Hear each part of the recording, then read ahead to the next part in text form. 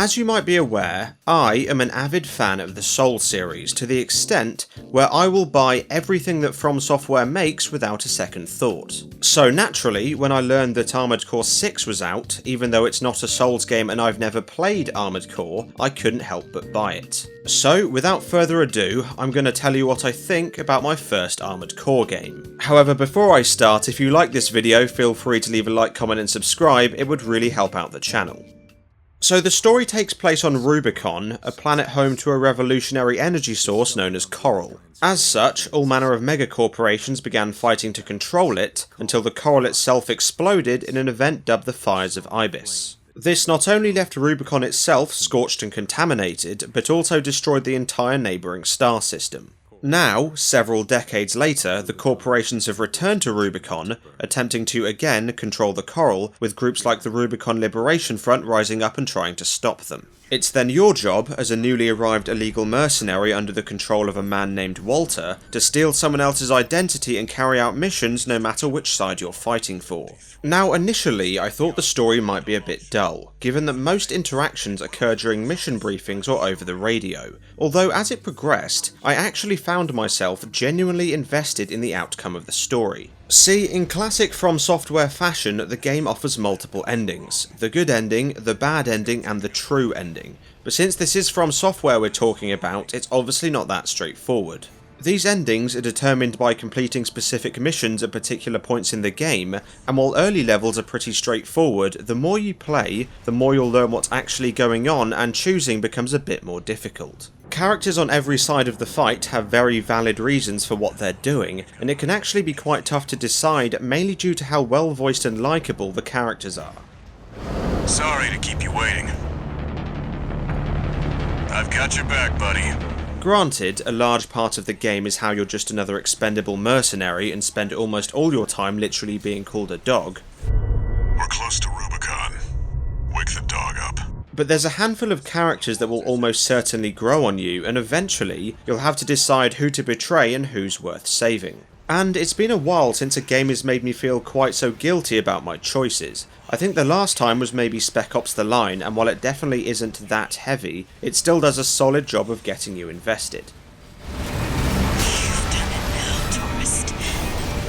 So the way this game works is pretty straightforward. You'll be given a mission briefing from either Walter or one of the other various groups across Rubicon. You'll complete that mission, get paid, then use the money to buy new parts for your AC. You can even replay these levels if you can't afford a certain part or want to S-rank them. These typically involve destroying, eliminating or defending various targets, but are pretty varied in their content. These contracts can also come from virtually anyone, and it means that someone might hire you to attack another group, then the same people you attacked could hire you in retaliation for the destruction you just caused. The length of these missions also varies greatly, with some taking less than 2 minutes and others taking nearly half an hour, with multiple checkpoints scattered around to save progress. And while I do think some are so short they don't really need to be there, the overall content is very good. Everything from small to large scale base assaults, defending objectives, 1v1 AC battles, all the way up to scaling and destroying gigantic weaponized mining ships that make you feel like an ant in comparison. There's also missions that make you feel incredibly unheroic. For example, when you have to destroy a prototype AC, only to find out it's manned by a trainee pilot on delivery duty. I just wanted a call sign of my own. In fact, the game does a solid job of making you constantly question your actions, since enemies are far more talkative than you're probably used to. They'll frequently call you out for what you're doing or become panicked when they start to lose a fight, which again is only enhanced by incredible voice acting. Please, Snail, come in! The Vespers left her for dead. That wasn't for me. Now, the actual levels look decent enough graphically, albeit much less vibrant than FromSoft's other work. Although, considering Rubicon has experienced nuclear winter on steroids, you can't really expect the lands between. The game is meant to have a cold metallic industrial feel to it, and that's exactly what it does. So in terms of actual combat, you have access to 4 weapon slots, 2 handheld and 2 shoulder mounted. There's also boosters to hover, dodge and traverse the map, 3 repair kits per level and automatic lock-on. The game also features a Sekiro-esque posture system, where after an enemy's stamina is broken, they become open to increased damage. I also want to mention how satisfying combat feels, since despite their agility, you genuinely feel like you're piloting a 50-ton mech. And that may sound silly, but the movement, the sound, the guns, the impacts, all of it feels heavy and mechanical, which makes boosting around destroying enemies even more satisfying. And at this point I want to talk about arguably the best part of Armored Core 6, the customization. The amount of options here is insane, be it weapons, body parts, boosters, generators, colours, decals, and even custom decals. It caters to every single playstyle, be that a heavy-duty tank, a speedy glass cannon, an up-close melee fighter, or something else entirely. I'm not even the sort of person who typically bothers with customization, but here I couldn't help myself. I spent ages coming up with various mech combinations, some being serious, some not so serious. On top of that, I want to quickly mention the leg options, since outside of weaponry they have by far the biggest effect on gameplay. See, you've got your classic bipedal legs, however you also have reverse joint legs that are great at jumping, tank treads with high HP and equip load, and even tetrapod legs that excel at hovering and aerial combat. All of these provide radically different playstyles, which again, only enhance the gameplay. Although it's worth noting there are certain limitations put in place to prevent you from transforming your lightweight nimble mech into the world's fastest armory, and these come in the form of weight and energy cost. Weight is the obvious one, the lighter your mech the less it can carry and so on, however you also have to consider how much energy you're using and choose a suitable generator. These basically let you choose your stamina bar and how much equipment you can run, and once it drains you won't be able to do anything until it's recharged. As such, each one offers a different output and recharge rate, and much like the customization, it's up to you which one works best. And it brings me to an important point about Armored Core 6, in that you won't fully appreciate its gameplay if you limit yourself to a single build. Now, I have absolutely no doubt it's possible to beat this game using one mech, especially with certain weapon combinations. But early on, particularly on your first playthrough, you're only going to make life harder for yourself. The game lets you switch your loadout every time you die, and since every weapon is usable at every point in the game, you have no reason not to change your build if you're struggling, and it's part of what makes the game so fun, figuring out the best way to beat different encounters. And speaking of that, in addition to its multiple endings, the game will introduce new missions and choices based on what stage of New Game Plus you're on up to New Game Plus 2. So much like Remnant 2, it's designed to be experienced multiple times. Is on the run.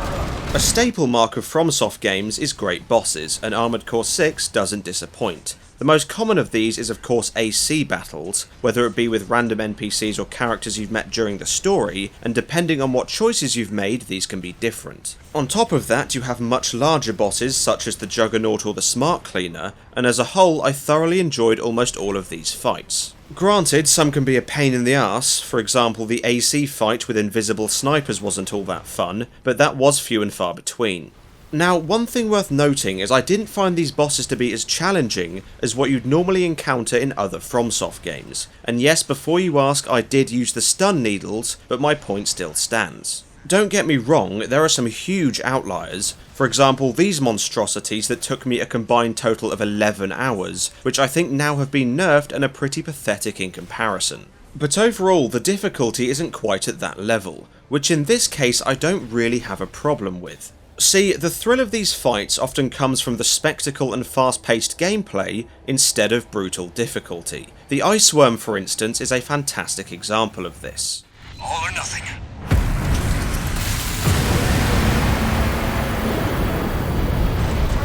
And don't get me wrong, they still provide more than enough challenge to keep you on your toes, so just because they don't have millennia levels of difficulty, it doesn't distract from how good these fights are. Just means we can't afford to choose. So in terms of other modes, you have Training, which is pretty obvious, Arena, which allows you to fight the game's various characters from F to S rank, and of course, PvP.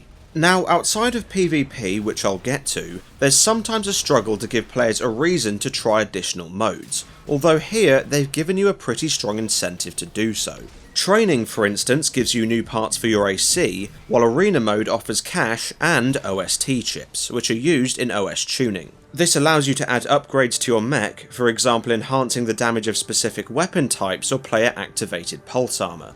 Although if I'm honest, these modes kind of take a back seat when compared to PvP, which is almost certainly the best part outside of the main story. I'd go as far as saying that I enjoy PvP in this more than the Souls series. I know they're entirely different games, but despite not being a huge fan of PvP, due to the fast-paced nature of the battles, I find it much more enjoyable here.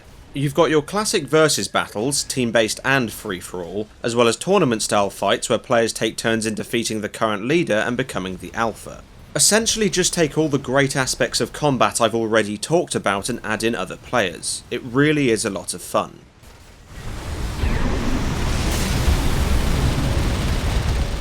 So overall, Armored Core 6 is a phenomenal game, and it's probably one of the best games I've played this year.